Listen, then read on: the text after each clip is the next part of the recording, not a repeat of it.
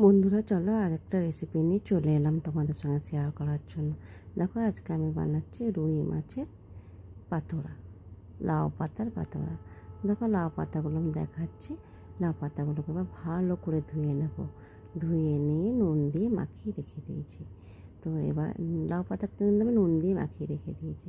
এবার দেখো আমি মাছ ভাজতে শুরু করছি। রুই মাছ, এখানে আমি রুই মাছ নিয়েছি, ভালো করে নুন হলুদ মাখিয়ে তারপরে আমি তেলে ভাজতে শুরু করে তারপরে এটাকে দিয়ে পাতোড়া বানাবো।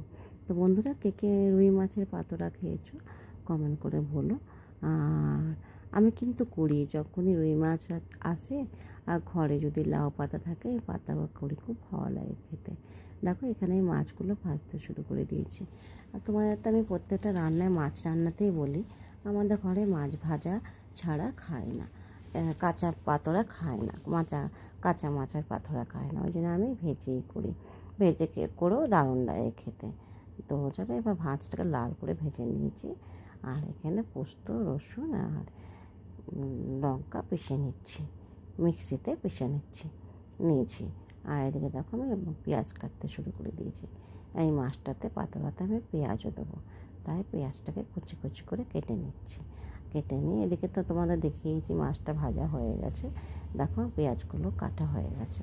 এবারে পোস্তটা আমার বাটা হয়ে গেছে।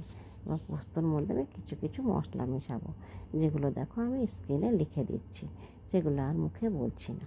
তো বন্ধুরা আমার রান্না যদি ভালো লাগে তোমরা কমেন্ট করো, লাইক করো আর শেয়ার করো। আমার রান্না ভালো লাগলে অবশ্যই ঘরে বানিয়ে খেয়ে বলবে কেমন হয়েছিল। আর দেখো বলতে বলতে আমি কিন্তু সব মশলাগুলো দিয়ে দিচ্ছি, দিয়ে এবার ভালো করে মাখিয়ে নেবো। আর তোমরা চাইলে এটা সর্ষে দিয়েও করতে পারো। আমি পোস্ত দিয়ে করি, কারণ আমার ঘরে সর্ষে কেউ খায় না, তাই আমি পোস্ত দিয়ে করি। সর্ষে দিয়ে খেতেও ভালো লাগবে, তবে সর্ষে দিয়ে টেস্ট অন্যরকম লাগবে আর পোস্ত দিয়ে টেস্ট অন্যরকম লাগবে। আমার তো মনে হয় পোস্ত দিয়ে বেশি ভালো লাগে খেতে। তো চলো চাইলে তোমরা সর্ষে দিয়েও করতে পারো।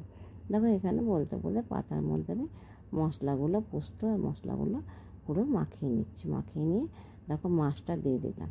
তারপর মনে হলো মাছটা একটু তুলে পোস্তর সঙ্গে ভালো মেখে নিই, তাই মেখে নিলাম। নিয়ে এবার পাতাটাকে ভালো করে ভাজ করে নেব।